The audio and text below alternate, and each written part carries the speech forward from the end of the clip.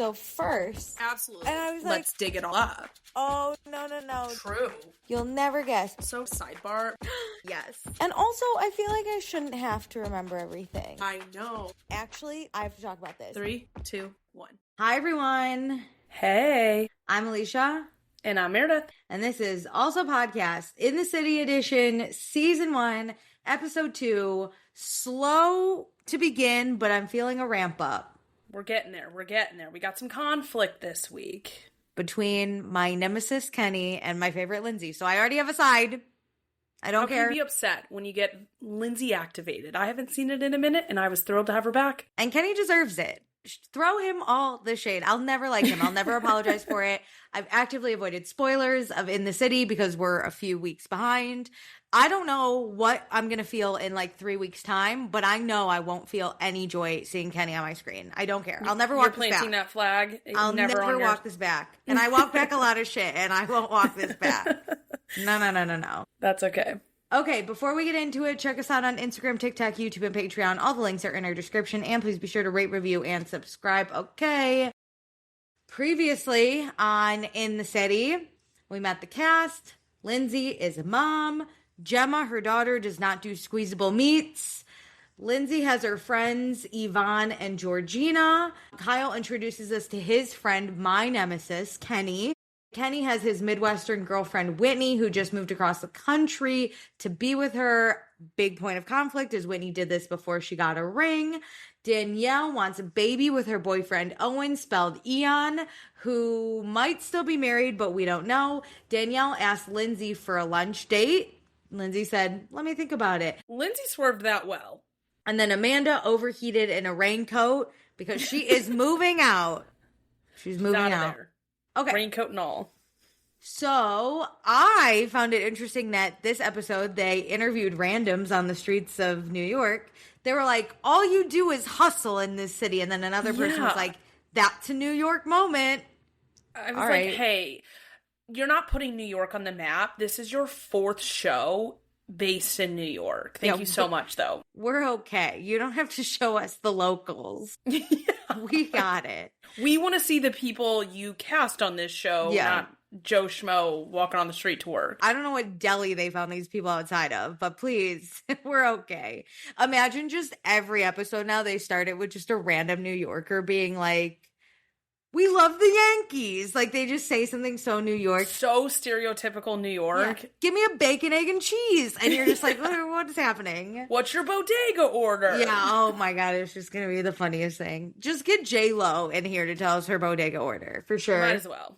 The Bronx. Okay, so we go to Fi-Dye, where we have Loverboy HQ. And I was like, oh my God, Amanda and Kyle also live in Fi-Dye. Because I find Fi-Dye unlivable. So this is crazy to me. They live and work right across the hall, so it works for them, I guess. They don't have to leave the building, so what does it matter? For people who have a lot of money, I just need to know, like, why are you choosing Fi-Dye in all of Manhattan? Why is that your choice? That's the soundbite you wanted at the start of this episode, not the random bodega order. Yeah, tell me quick why you choose Fi-Dye if you have money. If you're not working on Wall Street, I just don't get it. Anyway. So Kyle's at work, which, as you said, is right next door to his apartment. Amanda is in her apartment packing so she can move ASAP. Amanda feels lighter after the decision to move out. This could be what saves their relationship. I find it very interesting that she's like, hey, at our anniversary dinner, I'm going to tell you that we are going to live in separate places. I'm going to pack immediately, and I don't even have a lease signed. I just need to get away from you. But nothing says short-term separation, like, let me pack my bags before I even have a new address. But Meredith, they're gonna be stronger than ever after this. 100%. Yeah, of course. Okay, so Kyle's like, are you gonna keep the key? Or are you just gonna randomly pop in? Questions, like, how is this gonna work out? Because we don't actually have a plan. Do I get a key to your new spot? Like, yeah, all's fair. And Amanda says, yeah, I'll wake you up at 4 a.m. like you do me. And I was like, joke's on you, he won't be home. That he won't even be home. Funny though. It was funny. Babe, you're gonna have to wake up at 6 a.m. to go wake him up when he doesn't want to be awoken. Mm-hmm. Even then, he may still be out and about from the night before. Yeah. Joke's on you. He's not even sleeping at this apartment if you're not here. But that's the way to get back at him. I actually was like, yeah, babe, you should have done that years ago. You should have been waking him up the minute you woke up. When he gets home and wakes you up, you're up then. So then he can't go to bed. Love it. Yep. So Amanda thinks that Kyle is excited for her to leave. She's like, I think you're more excited than me. And he's like, actually, I feel like it's the opposite. I really feel like she's trying to put this on him. She is. She's like, this is for our relationship. You wanted this. And he's like, you are really giddy. And he's not. No, and Amanda's like, I want us to date. I want us to court each other again. And there's a part of Kyle that thought like they could keep doing this broken record thing that they've been doing in their marriage for a long time. So he applauds Amanda for stopping it and changing the narrative. He's trying to be as supportive as possible. Definitely. And as he's saying this, Amanda's like, I got to pack my running shoes so I can run away from you. This is so awkward. That's harsh. I said this. I don't know if I said this for In the City or Summer House, but I said it at some point. I feel like she just wants these sound bites of like, yeah, I'm being a badass woman, but it's not authentic. She's doing it for the clout. She's doing it for the soundbite. She's doing it so all the Bravo girlies will be like, yeah, girl, but she doesn't actually believe it. She doesn't actually care what she's saying. There's no follow through. There's no care about it. She just wants the fame and the fortune that comes with it. She doesn't actually care about hurting Kyle or care about what she's saying. And so it comes off as very inauthentic, and I don't believe it. It's very awkward. There's a lot of friction as she's saying it. Yeah, it's like she almost doesn't want to say it, but she's like, I have to for the fans. For the moment. Know? Yeah, this is my Paige DeSorbo moment for sure. But the thing is, she's like reading it wrong because all the badass women, Lindsay Hubbard, Ariana Madix, Katie Maloney, Paige DeSorbo, if someone was like, I applaud you for changing the narrative, so I'm going to be okay with this, they wouldn't use that moment to do a weird soundbite of, I have to run away from you. Yeah. They'd probably say something as like, yeah, and you know what? If not for me, we'd still be on this broken record, so you're welcome. Like, something that goes with it. Exactly. And here's the thing is, like, none of their partners had the emotion like this as they're leaving. I mean, Schwartz maybe kind of had the most emotion out of any of those people. Very well. Well, not really. Like, he's giving Amanda's, like, this is clearly forced. Sandoval performed.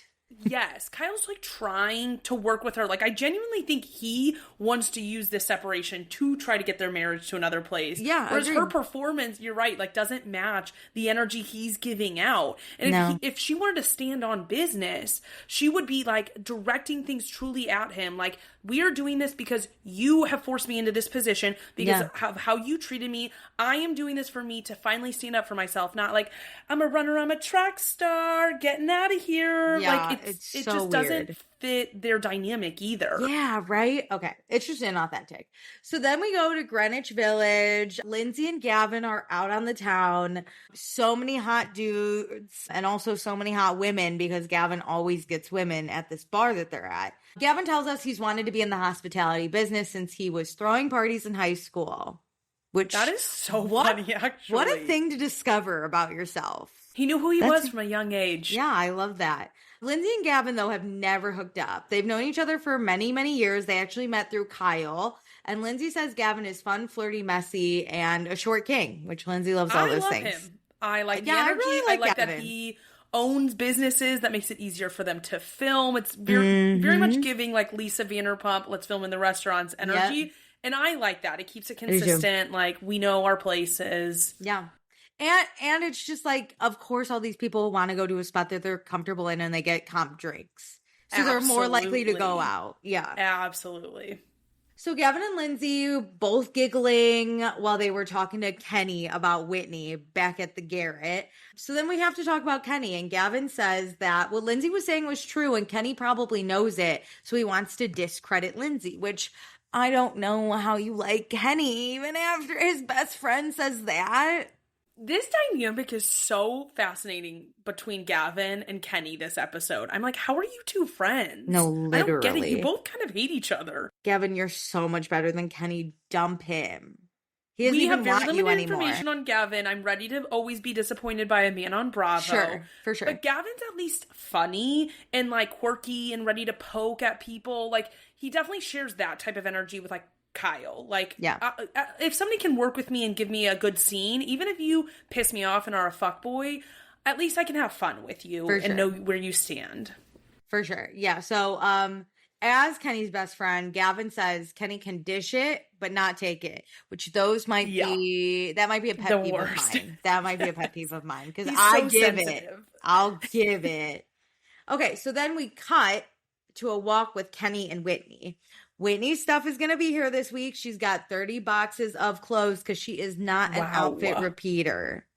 I mean, she's an influencer. I expected it, but if 30 boxes were incoming to my apartment, I would be stressed. You can repeat stuff. It's okay. We're saving a planet here. You know what I mean? Yeah. And if you don't repeat it, then why are we holding on to it? Well, you could sell it to other people. Yeah. We don't need all 30 boxes incoming. Okay. So they're going to turn the second bedroom into a closet, but also use it as a guest bedroom in case people come to visit, which the guest bedroom was usually used by Gavin because Kenny's apartment is virtual. So Gavin had a code to get in. And so he would basically come in all the time. But now with Whitney here, Gavin can't come here all the time. Access cut off, which I'm also like, that where makes does sense. Gavin live that Kenny's is so much closer, I guess, to his restaurants? And it's like, Gavin, why don't you just get a home closer to where you hang out? Why do you need your friend's is just place? Nicer.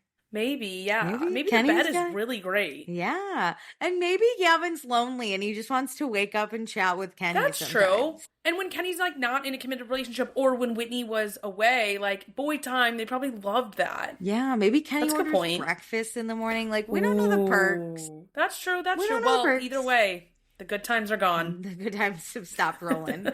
Okay, so Whitney is missing girl time in the city.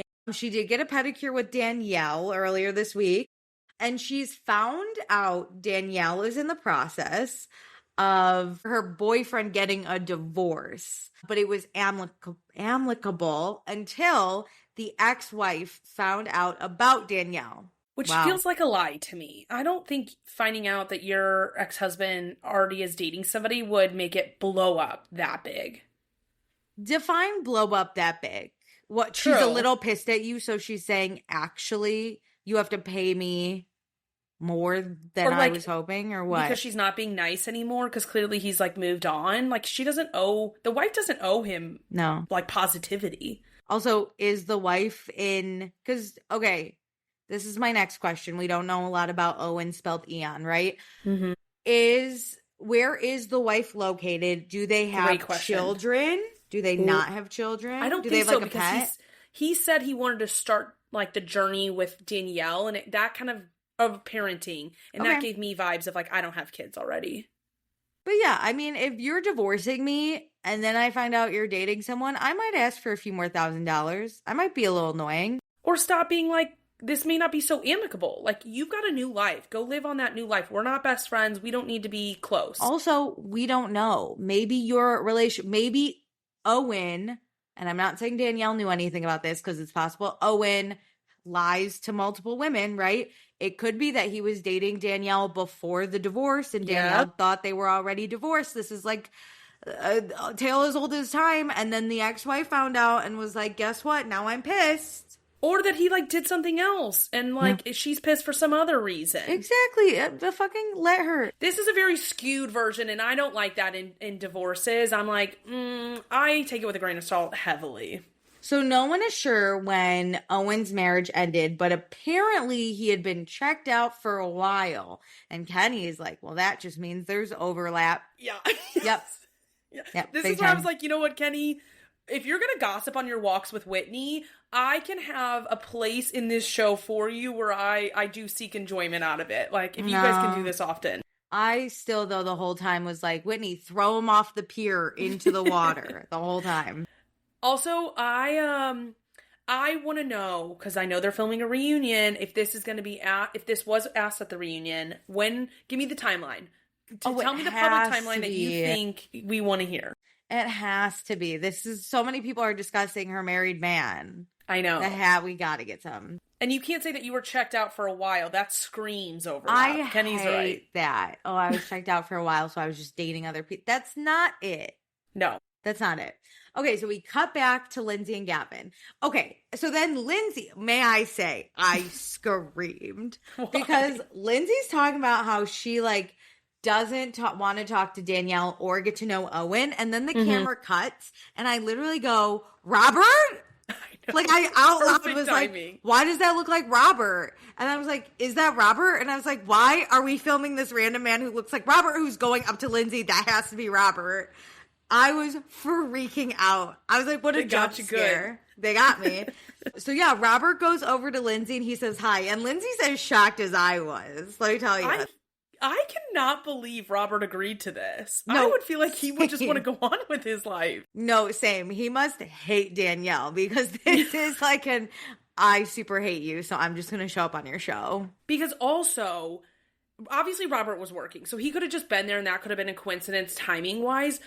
But to walk up when the Danielle conversation is happening, diabolical. I feel like Gavin told Robert what they were going to be discussing and the beats they were going to be hitting, and Robert was like, oh, I'm in. Because also, Gavin says he comes here all the time, and Robert's the head chef at this place. No, I think Gavin owns this place. Oh, you do? I think so, yeah. Oh, and Robert's the head chef? Either way, Gavin absolutely, like, is still in contact with Robert. Okay. Knows him well, but I think he owns the place, yeah. Oh, interesting. Okay. Because then Lindsay later says, like, oh, I didn't know he worked here, and was, like, looking at Gavin. Like, I thought it was more of, like it was a shock. Like, oh my God, I didn't know he worked here. But more probably, because also I thought of the camera, obviously, and Lindsay kind of saying, like, to the cast, aka Danielle, being like, I didn't know he worked here. You know what I mean? Like, hit that beat. Be like, I know I hate you, girl, but I didn't actually set this up. This is low even for me. You know what I mean? Like, this is a surprise. Yeah, that's a good point. Which she's shocked.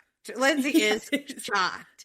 Yeah. And Robert, all he says is, I don't want to talk about Danielle. Because that's how Lindsay said. She's like, this is Danielle's ex. As if fucking Gavin didn't know. And she's like, and he's like, don't talk about Danielle. Oh my God. But yeah, there's lots of history between Lindsay and Danielle. And she tells Gavin about that and the coffee offer. So then we cut back to Whitney and Kenny. And Kenny's judging Danielle being with a married man and Lindsay for having a baby with a guy after 2 months. And he can't believe Lindsay had the gall to interrogate him when she got pregnant out of wedlock. My God, are we in the 1700s, you stupid fuck? I just think it's funny, the judgment, like, triangle we have going on where we have, like, Danielle judging Lindsay for having a baby in 2 months and like they're all judging each other for the same shit. Yes, it goes like, both ways everywhere. But Kenny's is the most obvious to be like, oh, like that's a big commitment to like move across the country. That is like a standard, like, oh, that is a big change in your life. And Kenny is the most dramatic about his judgment. But here's the other thing, right? Lindsay never looked at Kenny and said, I'm judging you for this. She said, it's just a big commitment. It seems crazy. And I want you to know that so you don't hurt Whitney, right? Like, and like a lot of my friends would have expected X, Y, Z. So understand the expectation that might be coming with moving your whole life. Yes. So that's what Lindsay was saying. Kenny straight up sat here and was like, I'm judging her for that. Well, fuck you, Mr. Man. What are we talking about? He's like, how dare you judge me? You had a baby in 2 months after 2 months of dating someone. How dare you speak about Gemma's birth like that? An accidental pregnancy, Kenny. Also, fuck you, Kenny, for judging women for doing shit that they want to do. Lindsay wanted to be a mom, so leave her alone. Yeah, why wouldn't she keep that baby after it happened? Oh my God, I hate Kenny, dude. Anyway. He's also mad at Gavin because Gavin made the fuckboy comments related to his mom's passing, which I get. In the moment, I also thought those were harsh, but it seemed like it was coming from, I didn't know the friendships. I still don't know the friendships. I didn't know if this was like something we could joke about at this time so we didn't get sad. I didn't know, but I see why Kenny's upset about that. 100%. He has every right to. I also understand how they made comments like that because, again, like we said last episode, being a fuckboy and grieving are not linked together.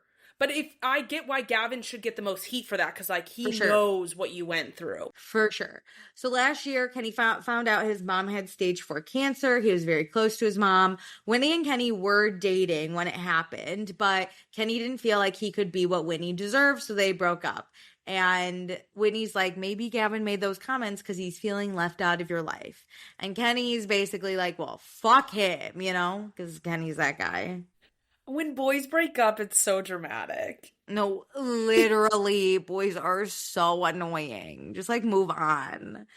Okay, so then we go to Fi-Dye to Lindsay's apartment. We see Gemma, my new favorite character. Hey, girl. If I could in the city her, I would, but it's really not up to her decision. And we can't let her go to the suburbs by herself. You know, it's just not fair. We just gotta wait a few years, and by a few years, I mean like 18 she's until on she's next on like gen Next Gen NYC. Yeah. She'll be that there. She'll show, keep it rolling. That show honestly could go on forever because all Bravo people keep having children. So just send them to New York. No, genuinely, I have thought about that. Like, don't F it up, Next Gen NYC crew. Don't do it. Keep adding the kids of Bravo and then filtering the boring ones out. Yeah. You got this. It just keep it to that mid like 20s range, like 20s to 30s. And when you age out of the program, get out of here. Once you hit 26, you gotta go. Sorry. You can tell me that like 1 or 2 30-year-olds are around because we need Charlie right now. So on these early stages, fine. Yuck. Talk about another man I hate and I'll never walk it back. Anyway. Okay, so Georgina and her daughter Eloise are here and they're here to drink wine. And I don't know what Eloise and Gemma are doing, but they're not drinking squeezable meats. That's for sure. They're secondary. The moms are here to drink, and that is the parenting I would want if I had to become a mom. Same. Eloise is babysitting Gemma because she seems a little older, so we're putting them in the corner and we're drinking our wine. Like, you're fine over there. I need my juice. Moms deserve wine. We find out Georgina's son recently has painted his penis blue, which if anything was surprising because his favorite color is green. And I love Georgina's like pure honesty of like, whatever. That's what I hate when people are like, being a mom's the greatest joy. I love it so much. You can have moments where you're just like, he painted his penis blue. And I literally first thought was like, I wonder why it's not green. Because you're desensitized. Or the like trying to have it all moms. Like I can only imagine what it is like to work a full-time job, especially as a doctor, and having 2 kids as a single mom. Like you are doing your best, and if that means your son paints his penis blue, that's what happens. That's what happens. Hey, she said it was safe. She said it was non-toxic. Let it rip. So Lindsay doesn't know how she would have gotten through this without Georgina because Georgina's also a single mom. Lindsay's single mom. It's really worked out. No one can understand what Lindsay's going through legally, right? Because Turner and Lindsay had Gemma. That is, for those who don't know, Lindsay's the father of Lindsay's child. Yes. And they were together when Gemma was initially born, but then broke up shortly after. So there's obviously a lot of legal stuff to deal with. And they agree on a lot, but they are in mediation for Gemma, and they're basically making decisions for Gemma's whole future. I imagine about like her schooling and how they will parent so they could be on the same page and while finances. Also not together. Yeah. Yeah, and she says that like this was going on all summer during Summer House filming, but there's nobody there to talk to about it. And I was like, that's so true. Like I have never thought about what her custody agreement with Turner has been like. Like, we haven't heard zilch from this. And these are the conversations I wanted from In the City. I wanted more of her mom life. Mm-hmm. And this is smart. May I say it, at this point in time, when I see couples getting married without a prenup, I think you're nuts. This is smart because Lindsay and Turner said, hey, we're both adults. We don't know what our relationship will be like in the future. Let's just bang it out now. Let's get this written. It is way better to have something in writing to fall back on because I think that they will have a positive relationship. I can't imagine something crazy would happen, but it's nice to be able to fall back on an agreement that you already said, and then you can keep it loose as you move forward and like swap weekends as you see fit. But if you ever need to enforce something, especially financially, it's way easier if you already have a mediation down. So do it while you're in a good space too. 100%. Georgina says she was also going through legal stuff. And when she wanted to force legal weekly family time because that's where she was. The relationship with her ex is currently in a good place, but it took a lot to get there. This is the guy that moved out on her when she had a toddler and was 30 weeks pregnant.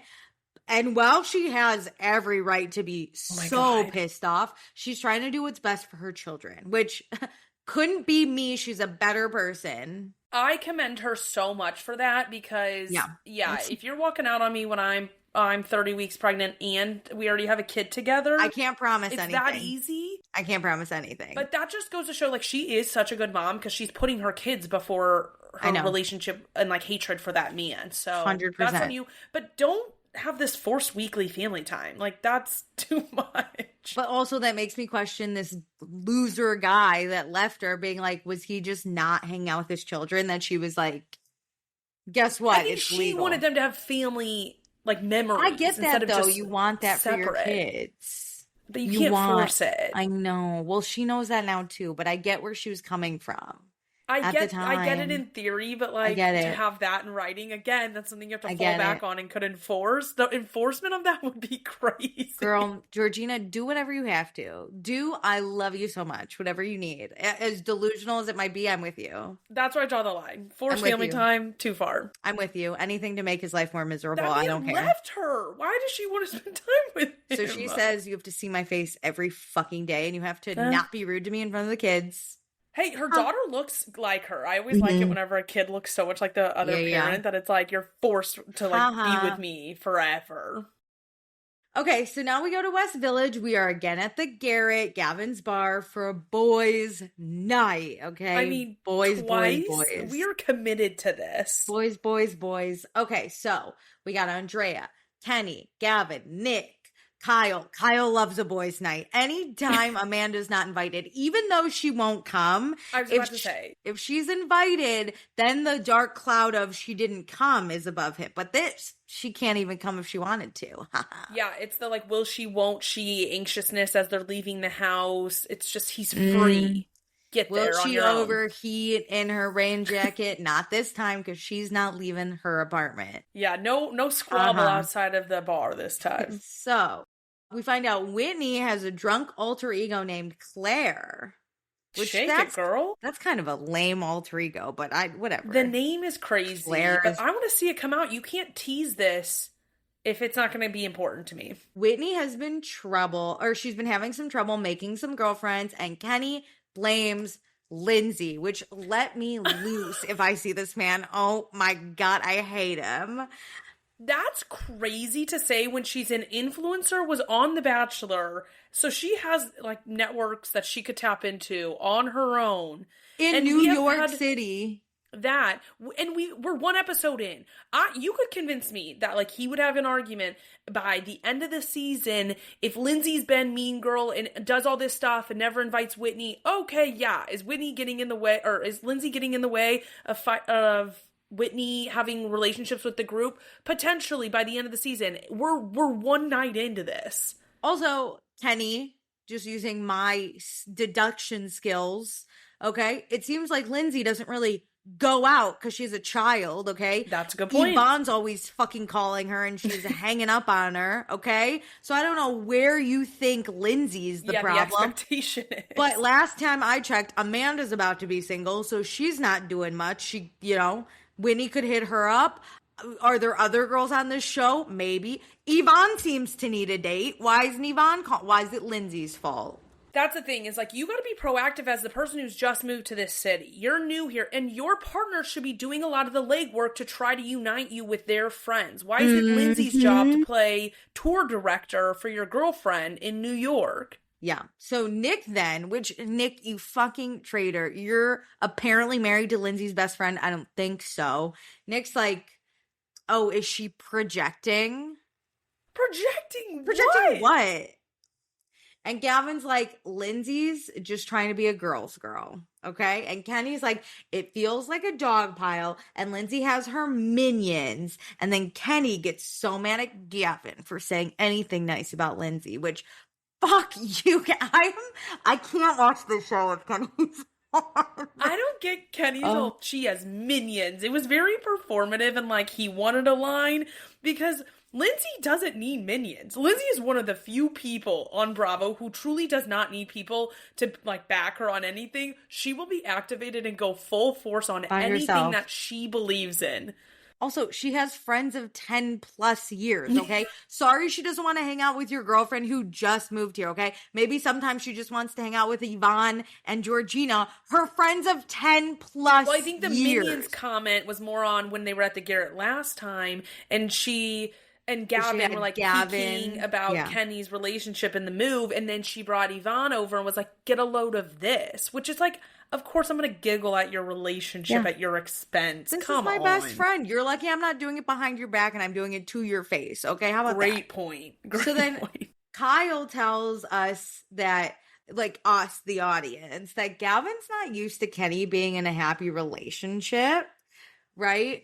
So that's why Gavin's acting out against Kenny and taking Lindsay's side, apparently. I can't with this, male loneliness epidemic storyline we're getting here. Like, shut up. And I also don't think that's Gavin. I don't think Gavin's like, my best friend left me, I'm gonna side with Lindsay. I think he thought that was funny, that Kenny said his fuckboy era was, his grieving time is like 7 stages of grief. Can I just say, this is why it should be illegal for men to hang out in larger groups than 2. Yeah. This is why. This is concerning. This is the case study. Yeah. Kyle tells Kenny that he has every right to be upset at Lindsay. And then Kenny's like, I like Lexi because Lexi reaches out and she's welcoming. And then we find out Lexi and Whitney went out to drinks and there was a fire right by them. So isn't that fucking exciting? This was a like Bravo or just a general influencer's apartment that was burning down. They said, not burning down obviously, but like had a fire in it. And I remember seeing a like thread about it that said like, wow, I didn't think I'd have to watch the trauma of my apartment building on fire on Bravo. God, incredible. Now you have it forever. You can see those girls looked at each other and went, cheers, while your apartment's burning down. Well, I bet it's so weird because I'm sure Bravo, especially as a new person on Bravo, coaches you about, you know, I remember Tom Sandoval doing an interview, like, when planes would fly over, he would stop talking because, like, you gotta preserve the audio on your mic, that I'm sure they're told in advance of, like, hey, when big crazy stuff happens, try to, like, pause for a moment and then we'll, like, pick it back up. That they were like, so when do I go when this never ends? Yeah, this didn't stop. Oh, so good. Okay, so we cut back to the Garrett. Kenny is going to do a welcome to New York party for Whitney, and he wants Whitney to be more invited into the group.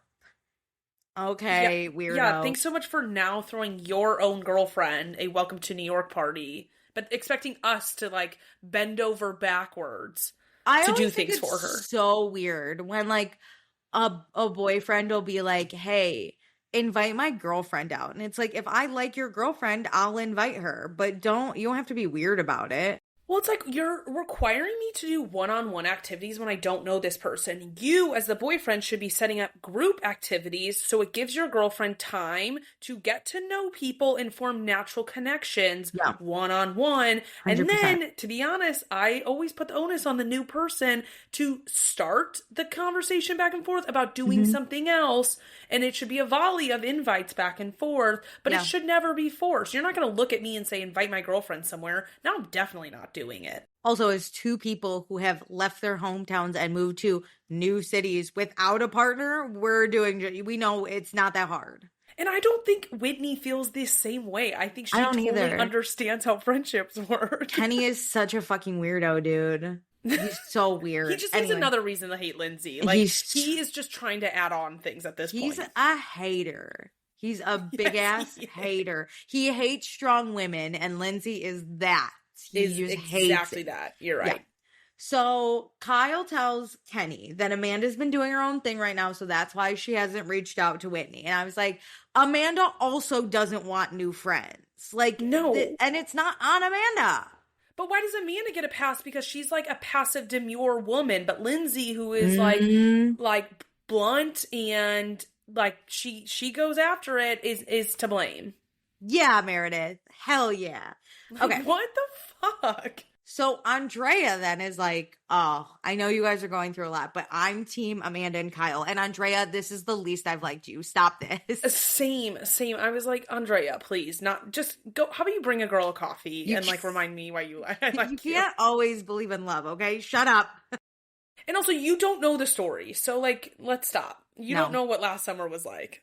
So Kyle's trying to be open-minded about the drastic measures that they have to take, but Kyle feels like Amanda's already given up and is just waiting for Kyle to do something stupid, especially since she moved out of the apartment. And all the boys are like, ooh, that's bad. Scary. Mhm. That's so scary to feel like you're like walking on eggshells because like to me that says she's waiting for me to take the blame. And I think he thinks of the bigger picture of it all, of her coming to the summer house reunion or being on this show, being like, Kyle did this, so I finally, like, that was the last straw. She truly is waiting for some big thing. Well, because Kyle's livelihood is fully dependent on Bravo. Yeah. It's fully dependent. That's so I think true. he's like, okay, I'm losing my marriage. My business is in the tank. Like, I can't lose Bravo, too. I can't gotta lose my future career, too. Like, Loverboy might tank, but not being able to be on a TV show or to DJ places, like, he has to pay off a loan. Like, that's a lot. Which, if Amanda were to get the Ariana Madix treatment, right, the show would probably just be canceled. Right? Like, that's the possibility. Show gets canceled. Maybe people don't like Kyle as much. Maybe he's just not getting brand. Like, he doesn't know. And I'm not saying he's fully dependent on that, because I also think he does, in his weird way, love Amanda and does not want to get divorced. I think he's also seeing it as, like, I don't want to lose everything. Yeah, I agree. I think he's like having like a brain blast, being like thinking through like everything that's going to happen. Which is what you should do. Yes, but seeing that she's not putting in any effort, like clearly the vibes are off. He noticed it all summer. It's getting worse. And so I think he's like, shit, I gotta be very careful. And to be honest, he kind of has been. Like, he's walked the line very well. Mm-hmm. Thus far that I know of. He did great. You know what? It's what a redemption. We never thought we'd be here, let me tell you. Mean, it's smart of him to think through this. He has fucked up a lot over the years, and I think he's getting a really big awareness to him and Amanda's relationship and in the very precarious spot he's in. Yep. Okay, so Gramercy Park. Lindsay is getting ready with Yvonne to go to the NYC welcome party. Lindsay's life has been so serious lately, but she's excited to have fun. We find out Yvonne and Lindsay are hospitality girls, and Lindsay just wishes Yvonne would remember that she is a kid now, because Yvonne, as we said, is always calling and inviting Lindsay to shit. Okay, I actually have a question for you on this, because I would think that that's nice that she always calls you no matter what to extend the invite, and when you can come, great. Well, Yvonne even says sometimes she says yes, so she's always throwing She's always it out. fishing, just in case. Which, I would love that, because I'd rather be asked and say no than to not be asked at all. That's the thing, is like, I'm someone who, if people consistently say no to me, I stop inviting you places because it doesn't feel like you want to come out. However, if you're my best friend, I would throw everything out there for you. Yep. And so I think this is a nice thing coming from Yvonne. 100%. So Lindsay says she is surprised that Kenny invited her, because Andrea told Lindsay that Kenny doesn't like her because Lindsay is pressuring Kenny to propose, which that's not what happened. But no, okay, Kenny. Not at all. The way this Kenny is being like telephoned around, I'm like, all right, Kenny, you're losing the plot. You had a real reason to maybe be upset and talk to Lindsay about it. Like, hey, keep your opinions to yourself. But now we're out of like what this originally was. Hate him. Okay, so Kenny and Whitney are getting ready. We find out that the party is in the Campbell building in Grand Central. Kenny usually doesn't go above 14th Street, and he won't go to Brooklyn, but he'll at least go above 14th Street for Whitney, which, if I didn't hate him already, my fist is back. I hate when people make comments like that. Oh, I hate when people say, I don't go above 14th Street. You're literally missing everything. Above 14th Street, I would say 14th Street and below is like the most miserable part of Manhattan. No offense. But like why?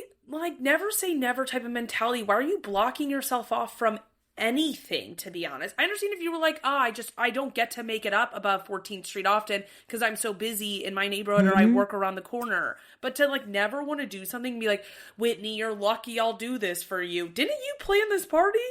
Also, stay out of Brooklyn. We don't want you here. Oh, I hate him. I mean, I don't live in New York, but it cracks me up how much people are like, I won't go to Brooklyn. I have neighborhoods in Chicago where I'm like, it's a trek, let's go all day. Like, there's always jokes being made about how far people live from me or like this and that. Like, yeah, it's annoying when you have to travel like 30 minutes to someone. But like, yeah, but you're not too good. He's doing it like I'm too good to go to 15th Street. It's like, I don't want to sit in a 20-minute Uber where I'm suffocating in the back and I'm so nauseous. Sure. But you would. You would do it. You're not too good for it. I'm like, let's make sure the plan is worth an entire day because I'm spending all day over there. I hate Kenny. Also, it's not that far to go from wherever the fuck you are to above foot. Oh my God, I can't. It's so dramatic. So then Danielle and Owen are getting ready for the party. Danielle says this is probably a party to help Whitney forget how much little closet space she's going to be having in this new apartment. And Owen's like, so when do I get my party to forget about my little closet space? Never. And then Danielle's really nervous to see Lindsay. Okay, so we go to what? Wait, really quick. I find it crazy you're talking about having a baby with someone and you won't give them more than a shelf in your apartment. No, also, if you don't have room for him, where's the baby going? No, I did not know Danielle was a fashion girly up until maybe the last like year and a half. She's like becoming a fashion girly in my eyes. Maybe she's always been one. She did try to do that fashion app, like Clueless. Yeah. Which I think it didn't land because nobody thought of her as a fashion girly.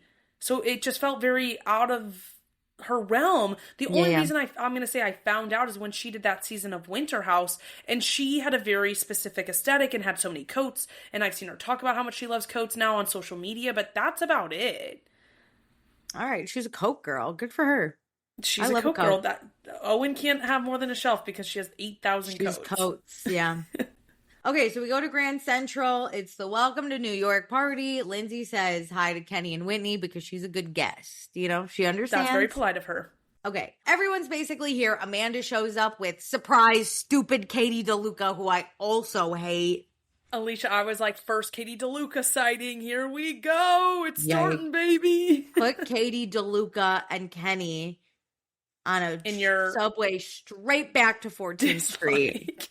Yeah, so everyone shows up. Lindsay and Amanda talk. They talk about how the anniversary dinner was good. Cut to Katie DeLuca being a creep in the corner, nodding along. But Amanda tells Lindsay that she's moving out, but it's to help their marriage. And Kyle took the news really well. I would not say he took that well.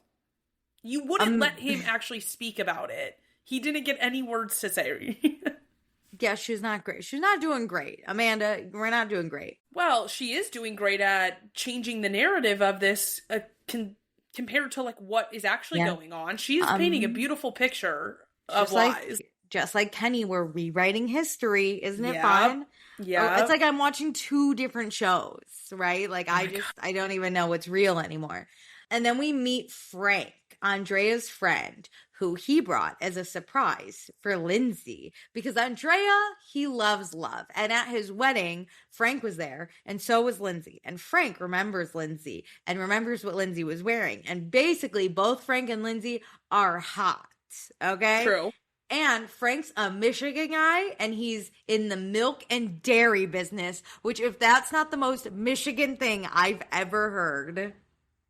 Dairy's very Wisconsin, not so much Michigan. Midwest. It's a Midwest thing. Dairy? Okay. Have you seen who this guy is? And he's been on Bravo before. No. Frank has? Frank has. Is Frank he on dated... Oh, do you want to guess? No, I was going to say it's a Real Housewife, isn't it? It's a Real Housewife. Do you want to try and guess the franchise? Ooh. Have I watched it? Yes. Ooh, is he can't be a Beverly Hills or OC guy. That'd be crazy. OC. Oh, who'd he date? He dated Kelly Dodd. Ew. Oh. I know. Oh, Frank. I know. Ugh. The internet was like, no. Why are we setting up Lindsay with somebody Kelly Dodd dated? Whoa. Was he on the show? Yes. And Frank? Wait, why do I know that? Wait. Why is it slowly? Oh my God, I know this man. Yes. He did date her. Oh my God, and they were so freaky. Frank, ooh. I'm like annoyed with Andrea. How do you know this man? And get him away from our girl. Ooh, never mind. Well, Lindsay was flustered because Frank's very hot, but I don't think anything comes of it, which is great. I think he might be on another episode because she said like we could see go her on a dating date, life. but then we don't. I don't think Frank's dead. Not in like present day. No, thank God. Leave her alone, please. Whoa, get a job. Leave her alone. Frank, you're a little scruffy to be on OC. I don't know, but okay. So he fled California after dating Kelly Dodd. Yeah. I don't know. I would actually. I understand that. I would. Oop, Danielle is here. That's my note. Oop, Danielle is here. It's like dun dun dun. Danielle has arrived. Mm-hmm. So Danielle says hi to Lindsay, and then we cut to stupid Katie DeLuca, who edited this show. Anyway, so Lindsay didn't really like getting a kiss on the cheek from Danielle, and Danielle's annoyed that Lindsay's basically acting like she's a stranger after Lindsay blew her off, and it makes Danielle really sad, and she tears up. You haven't talked to Lindsay in like 6 months, and you're like, I can't believe she's blowing me off. Girl, go talk to Katie DeLuca and shut the fuck up.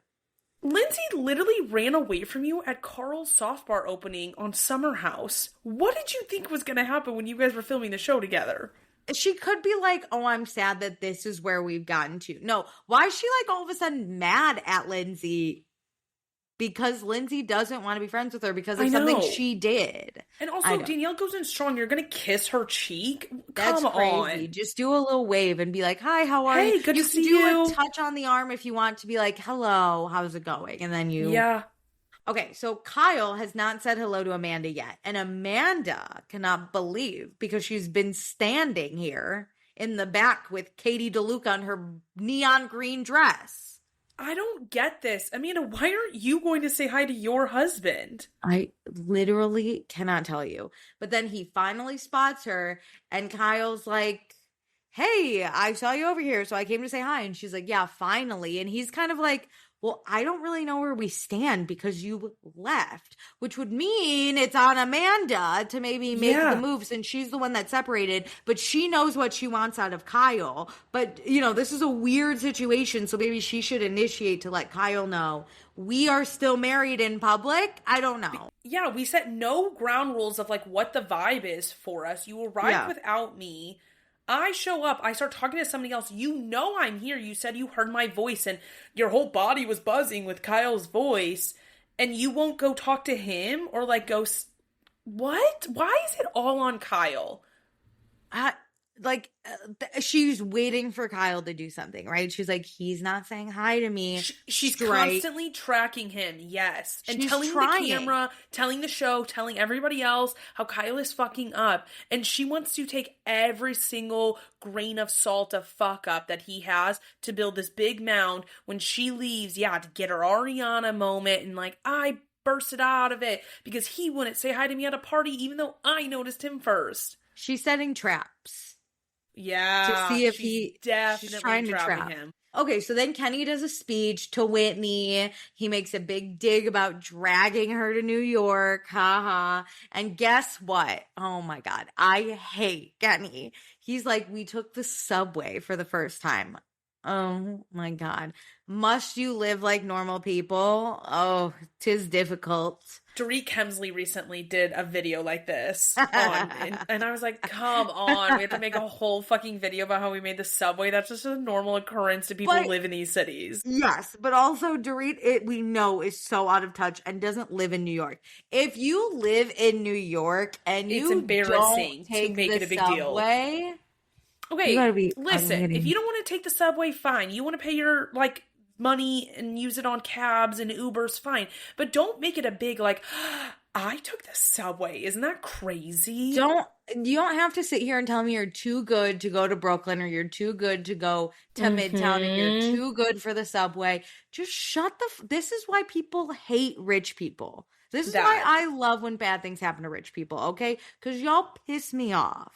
I will never be too good for public transportation. I love the ease of use. I love how cheap it is. I see the value of my dollar in the things I want to spend it on. I don't need a $20 Uber when a bus is $2.50. No, literally. But keep paying for gas and polluting Keep the wasting country. your money. Go for it. Great. Okay, so then we cut to Katie DeLuca because this camera guy cannot get off of her. And then Kyle and Danielle have a chat. Danielle says she misses Kyle. I'm sure because Kyle had to pick a side and it had to be Lindsay's because that's who he works with. Oh my God. Kyle, though, wants to broker some common ground because we are a close-knit group of friends, which even if we're not, Kyle knows this is what the show is based off of. So guess what? Now that you signed up, we have to be a close-knit group of friends. Yes, we absolutely are. We are now a made-up, close-knit group of friends, and we have conflict, and we must reach resolution, and Kyle is here to drive that bus. They used to be a close-knit group of friends. Danielle used to be there. So now let's get back there because we're on a show again together, okay? Especially with the veterans, because listen, we can always get newbies, but if we have a core 4 or 6, this show can always go on. Listen, I'm pro a core 4. I always think it's your core 4. Yeah. Lindsay had texted Danielle last summer, I guess, and said, quote, "You said something punchy." And Kyle was like, "Yeah, Danielle, you did. You did do it." And Kyle says now Lindsay has opinions on how Danielle carries herself. And I love that Kyle tells Danielle this in a way to broker common ground because that's not going to do any favors. Danielle is playing like she doesn't know what's going on. And Kyle's like, I'm going to be brutally honest with you of what's going on here. Well, Kyle plays it totally wrong because he's like, first he says to Danielle, "You did say something punchy." Yeah. And then he's like, "Also, Lindsay's talked about you." And I don't want to say she's used the word slut. That was crazy. But she has opinions about your behavior. Maybe the words boy crazy came up. And then Danielle gets pissed at Lindsay and Kyle for bringing this up at the New York party in a way to try and broker peace. Which, valid. Kyle, what are you saying? Also, Lindsay didn't say that. Was that the essence? Maybe. But you're acting like you're quoting her, and you shouldn't. I don't want to say the word slut, but I don't want to say the word. I'm not going to alarm you, but like, it's giving slut. But I think we should all be friends, don't you? So, like, this is the olive branch. She said you were a slut. You said that she was a single momming it up. Yeah. We can all move past it, right? And you know what cracked me up was this is either Kyle's really stupid or he's the smartest man because he's sitting here going, 2 things. We have a long season. We need the conflict to really come to a head so then we can try to resolve it throughout. Or he's like, this will piss Danielle off enough that she does talk to Lindsay. And then we have a show. I think it's the opposite. This is a short season, so we are kicking it off as soon as possible. Incredible. Yeah. Whatever Kyle did. Kyle's like, man, we got, greenlit for, let's say, like 10 episodes. Yeah. We got to get going. Why wait to drop the bomb on Danielle? Let's just get it rolling so whenever Lindsay confronts her about her issues, Danielle can hit hers at the same time. A 1-2 punch, one might say. We clear everything up and then Danielle finds out. And then more drama. No. We don't have time for that. We're on an expedited schedule here. And now Danielle's like, I'm definitely not going to have a conversation with Lindsay now. Which Lindsay's probably like, thank God, dude. But whatever. Lindsay's going to sit there and go, I didn't say that, but I do think it. Yeah. She'd be like, that wasn't my exact quote, but now that you say it, if the shoe fits. Yeah. So Georgina talks to Frank. We find out, Georgina can tell. Frank doesn't wear sunscreen. I mean, I can tell too when I'm not a doctor. Frank. Okay, so then Lindsay and Kenny talk, right? Now we're coming here somewhere. And Lindsay heard that Kenny felt grilled by her. So she's like, tell me about that. And Kenny's... I love how she approaches this. She's like, hey, you're mad at me? Say it to my face, babe. Let's go. Yeah, stop having Andrea tell me about it. What's going on? And Kenny says he did feel that way and that Lindsay was recruiting people.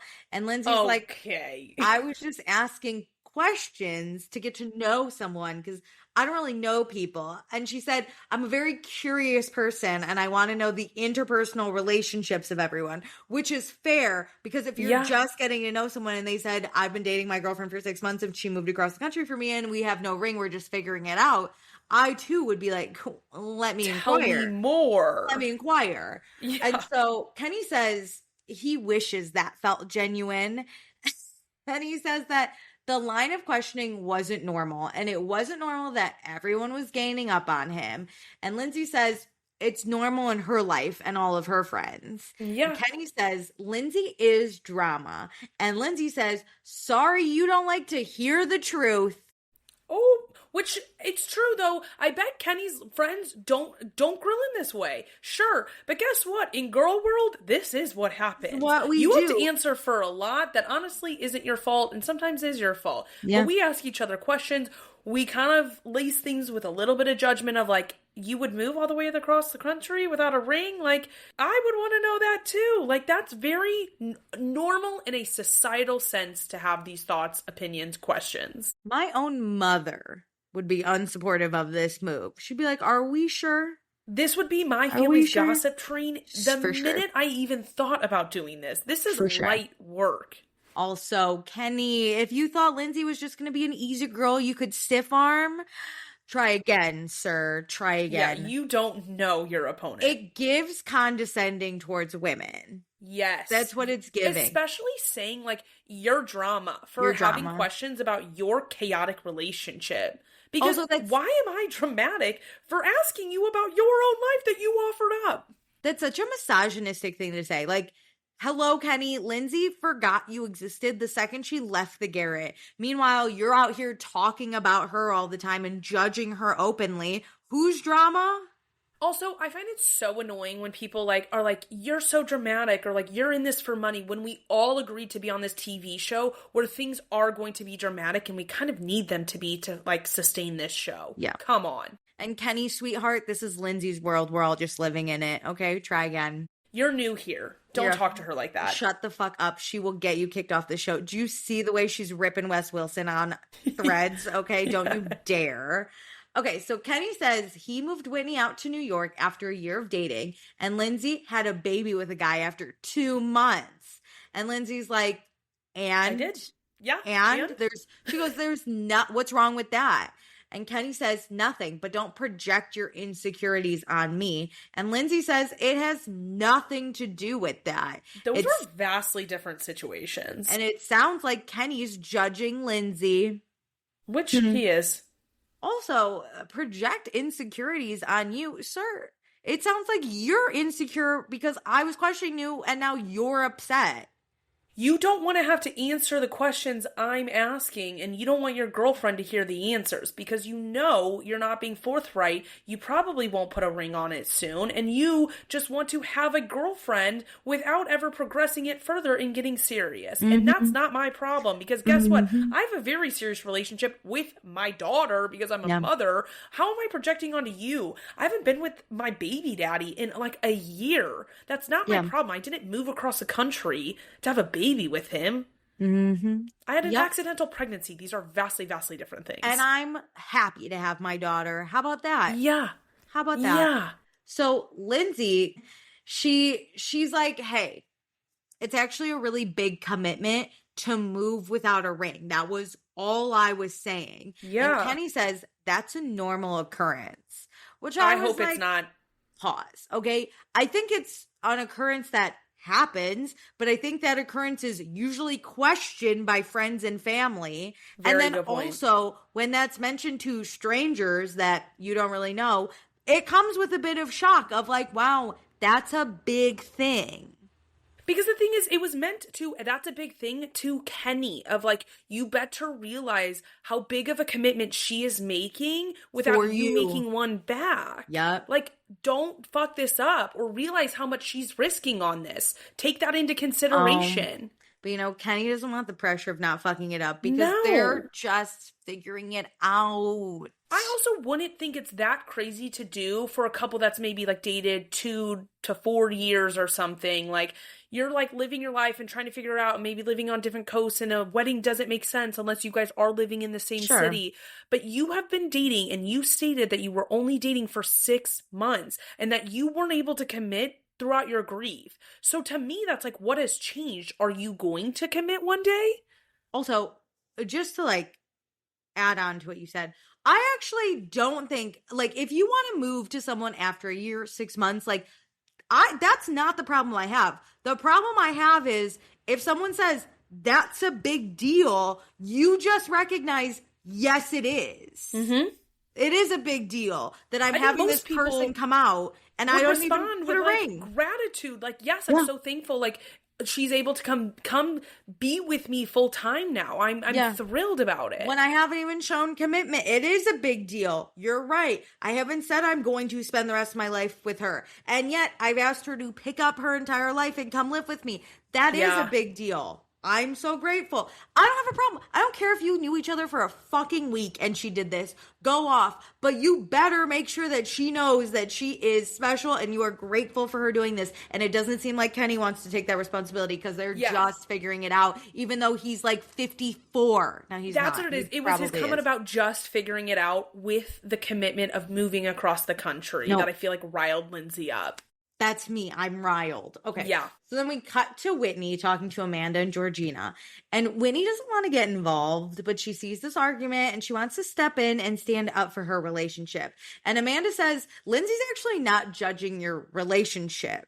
Yeah. Which props to Amanda. She's like, Lindsay doesn't actually have a problem with your relationship. She just wants what's best for you and to like protect you in this situation. And Whitney's like, why would she protect me? I'm fine in the relationship. And Georgina's like, that's just Lindsay. Which also is no one gonna be like, because girl, it is kind of like a little alarming in a way that you picked up your whole life for this man. And we're not saying that's wrong. You guys might end up together forever and like, that's great. Enjoy your life. But you have to recognize that like you are putting a lot on the line for this man and you have the most to lose. For pause and being like, you good? And like, I mean, I'm glad that they said something to Whitney because it's like, do not get involved. She is actually backing you. And if you go attack Lindsay in this, you're going to lose. You're up against a tough opponent. Because then she will hate your relationship.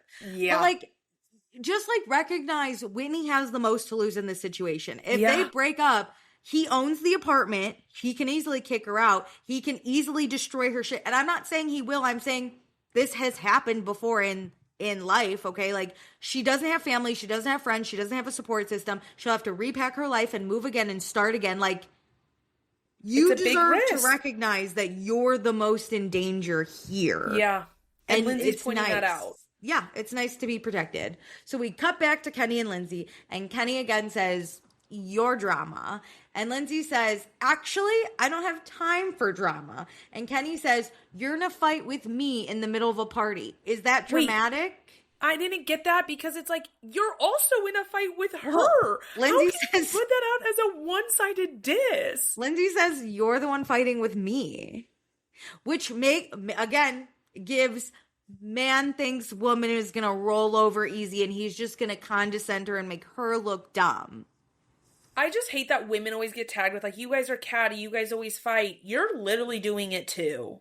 Just because she's louder doesn't mean you're more right, okay? She's telling you. Or you're above her. No, literally. You're dramatic and she's like, how? And he's like, because you're in a conversation with me. You're also in this conversation, my guy. Kenny, your panties are in a bunch because she asked you questions about your relationship and if you understand the commitment that your girlfriend is making moving across the country. Also, who's the dramatic one? You're the one talking about me all around town to my friends. That. You're the one that hates me for some reason. I don't give a fuck about you. You're calling me dramatic?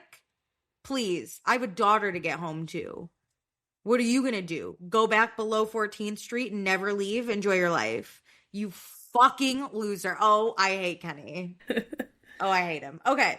So now we go to Fi-Di. Amanda's looking for a new apartment. She's looking for basically everything. Very expensive. Yeah. This is screaming, I'm not looking for something temporary and we just need a reset. I also didn't write everything she wants down, but she was very specific about her 2 bedrooms having natural light and facing like the right direction. Which valid when she says their current apartment gets no light. I'm like, you know what? If I am finding a new place, I'm going to try to get stuff that I don't normally have. And if I can. She had a whole laundry list. And I was like, good luck, girl. And then I was like, she better be rich. She is. I mean, she was able to pay that $117K of rent in 5 seconds. She's so rich. She's never lived on her own before, which this is what I was like, all women should. They should, just to give it a shot and see how they like it. But that's a big privilege because like a lot of times you need to have roommates, and I get it. But yeah, there really hasn't been a lot of independence in general in Amanda's life. Even if she wasn't able to do a, solo apartment, she quickly went from like Kyle, or from single to Kyle to working for Loverboy. Like she has slowly stripped herself away over the years. So Amanda hasn't talked to her parents about any of this. She doesn't want to worry her parents, and she hates change, but her relationship really needs it. She looks like she hates it, that's for sure. She was giddy walking around this apartment. She was like, this is it. So then we cut to Kyle and Amanda's apartment. Well, I guess now just Kyle's. Well, she hasn't moved out yet. That's true. She's just looking. She just took her stuff to the hotel because she said, I gotta get out. She's all packed up. She's looking for the apartment. Yeah. So Kyle calls his mom, and she knows that this must be important because it's the middle of the workday. And we also find out that Kyle's mom is recovering from surgery, and then his dad has a procedure tomorrow. So 2026 is their comeback year. Oh my God. But it just goes to show you the amount of stress Kyle is under. He's under work stress because just in general, like running a business is tough. Financial stress because that business is not doing well. His marriage is tanking. Like we're trying to do a new show, and like Kyle always like feels, I'm sure, responsible. He's like the producer plant of this all. Oh my, and then his parents' health. Like that's a lot. Kyle's the guy, dude, and he's just under so much. I commend him for sharing more on this show than he has on Summer House. I feel like he started to share more at the end of Summer House season. Yeah. And so it's like flowing into this nicely where like he is being a little bit more open because he tends to bury it, which I think a lot of men tend to do. Like they aren't taught to talk about their emotions and what's going on in their life.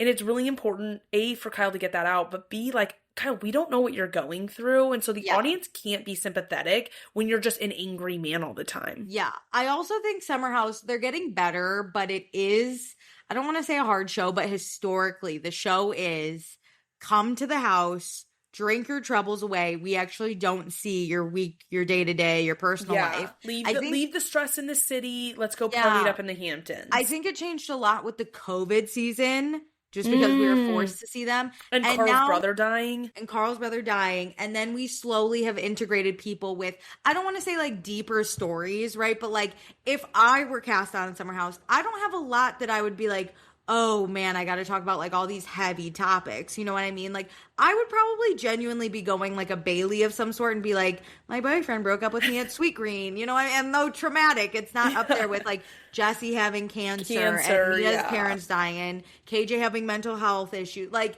it's all very, a little heavier now, but also that's true. That's also with getting older, right? Like before we were in our 20s and like our bodies didn't hurt and our parents were in their 50s and like whatever. And now it's like things happen. So I think it's also just a nice transition. So that's Kyle, true. I think, is learning too. That's so true. The vibe really wasn't, even in society, of that way. We all like buried everything deep. And so now that we're talking about things more and more people are going to therapy, it's helpful to bring on those people that already do it, know how to do it. And then that infiltrates people like Kyle, that he's learning from his friends who are opening up first. And that goes to show, like, the people who open up in your life give you the space to be vulnerable. So, like, 100%. Kyle, all right. Kyle's got the space now. Here he is, crying on camera. So he says he's been open with his parents about business issues and some issues with him and Amanda that they've been having. He says him and Amanda live different lives. And then Kyle tells his mom about the separation. Mom is shocked. shocked and tells Kyle this is big. Because I feel like Amanda's been downplaying it a lot. So Kyle is also like not thought of it as a big deal. But his mom is like, this is not just something you drop. And it's something you can't just like take back from your parents. If you tell them all the bad and then you end up staying with Amanda, like that's tough. Like I can understand why you'd want to shield them from the truth until it's hit a point. And because she's going to move out, it's hit a point that he has to say something. Yeah. But Kyle's mom knows that they have been very unhappy. And she starts crying. She's so sad for, I think, for everything, for her son, for Amanda, for the marriage, for like what this will mean. And Kyle feels bad because Amanda will yell at him that he wasted 10 years of her life. Which I don't like that. Rough. That's rough. Pause. That's crazy, dude.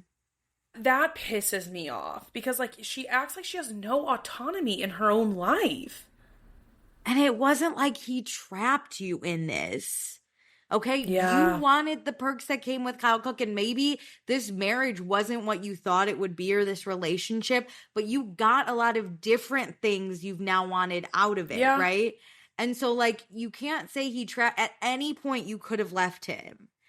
And so to look back and be like, you wasted 10 years of my life, that is brutal, because if we want to look at it that way, you wasted 10 years of Kyle's too. Yeah. Like, but you're so right. There was a payoff to it. You know, the 10-year relationship with Kyle got her onto a TV show. Got her a job. Got her a whole reality TV career. She had a career at Loverboy because of him. Like, there are so many things she got out of the 10-year relationship as well. Like, yes, it was rocky, and yes, it was a horrible relationship, but there's no way it was all bad. No, or else you wouldn't have stayed and spent every summer telling us about how great the highs are, you know? Like, trying to convince us that your relationship matters and all this shit. Like, okay. That's sad. And no, like, I don't like that shit. I hope at least she's saying this in therapy so then the therapist could correct her. But no, she probably throws like that out in fights. I don't like that shit. That is some low level bullshit. She's like slinging mud now in these fights, which is another thing that should go off in Kyle's head, that like she's done here. Yeah. And also, Amanda, you wasted 10 years of your own life. Okay? You don't have, this isn't the 1700s when a woman couldn't leave their man. You could have, you just wanted to wait for another man to come save you from this marriage. I understand how, like, there are other people in the world who would say this to their partner if they had an abusive relationship, 100%. Or like whether it's financial, physical, emotional, mental, there were kids. Like, I understand how people can say this to their partner, but I said this last episode, Amanda has all the privileges in the world on her side. She's a rich white woman from New Jersey. Her parents are still alive and together and would help her. She's married to a rich white man. Half their life is televised, so he can't do anything too bad because there's always people around. She has, I don't want to say an easy job, because I do think being an influencer and being on a TV, there's a lot of like privacy that no longer. But you would still have a job. You have money to be able to leave. You have a job. You have friends who would show up to you. Sierra literally said, call me and I'll come. That is more than a lot of people have. And you don't have kids to worry about. No, on getting out. God. Like, and you could easily divorce and just say, like, I keep what I have, you keep what, like, it didn't have to be a messy divorce. But let's say it even was. Like, she has all the resources in the world to get through that. But she doesn't want to. She wants to be the victim in it all. And she can't be the victim unless she says, you wasted 10 years of my life. I cannot with that. Okay. Kyle's dad, we find out, was I don't know if we knew this. He was in a 10-year marriage with 2 kids, but he left and then found Kyle's mom. And I was like, can we revisit? I was like, this is kind of like a hopeful story for Kyle. I'm more concerned on like the dad leaving his wife and 2 kids. Well, I don't know if he like left them behind. I would imagine that. I'm going based off Kyle's mom said dad was in a 10-year marriage with 2 kids, but he left and found me. I think So he left the left. marriage. Like, you can Sure. leave the marriage and find a new I partner know, and have but now another I'm family. curious. I gotta know. What's the I story mean, there? we've never heard Kyle talk about it, but the only thing we get really about his family, except for his like parents coming in and out every once in a while, is like we know he goes to that reunion. Family reunion. Yeah, and we Are don't the talk about siblings, who's are there half there. siblings there? I gotta know. I'm like, wait, I need to know more about Kyle's family. I didn't know Kyle had siblings. I think he has a brother with his parents. I didn't know he Oh. had other siblings. Interesting. I didn't know he had any. Interesting. Mhm. Well, I would love more on that. I just gotta Well, know. his brother was his best man. That's the only reason I know he has a brother. Oh, okay. Well, if someone could drop the lore of Kyle's family, I would greatly appreciate. Give us the tea. Okay, Kyle and his mom agree that this feels drastic, and both Kyle and his mom are very emotional because they never thought it would end up like this. And Kyle says he feels like a failure, and his mom says, "You're not a failure. We just want you to be happy." Oh my God, watching Kyle break down is so sad. Damn, and we just thought, oh, Amanda, you really, not only did you fuck up your future edit, but also Kyle's getting such a good edit, girl. You fucked up. That's The thing crazy. is even without the West stuff and that new relationship, I think this type of edit on Kyle was always going to exist. I think he really learned how to pivot things. And yeah, I think it's running through his head what's going on with Amanda and the separation in real time. And he's learning he needs to step up his sharing game. I think Kyle would have also gotten this edit.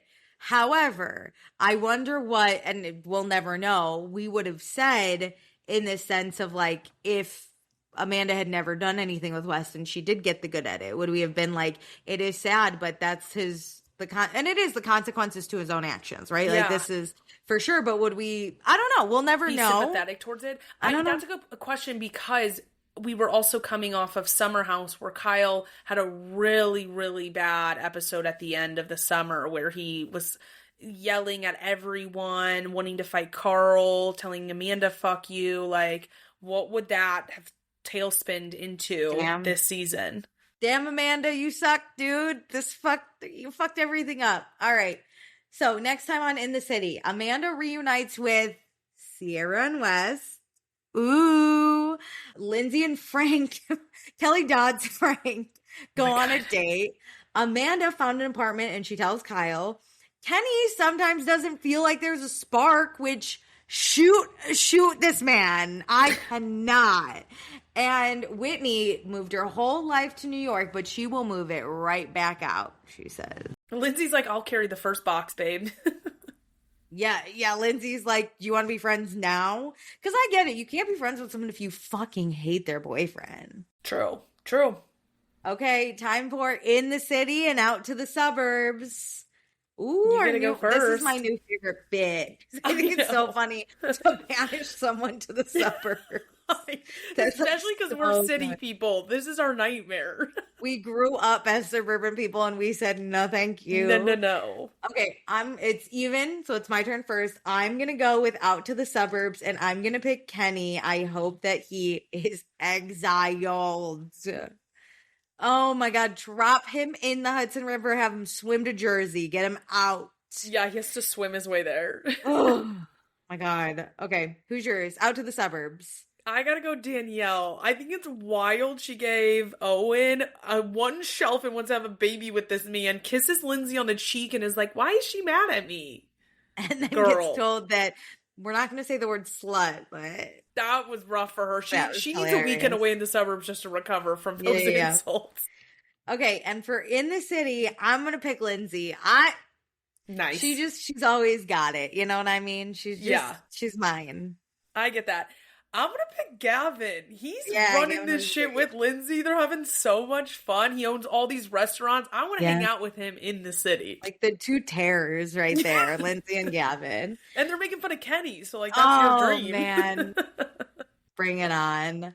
Well, though not much happens, they're fun people to talk about. The vibes are high. There's a lot of intricacy to talk about, which I enjoy.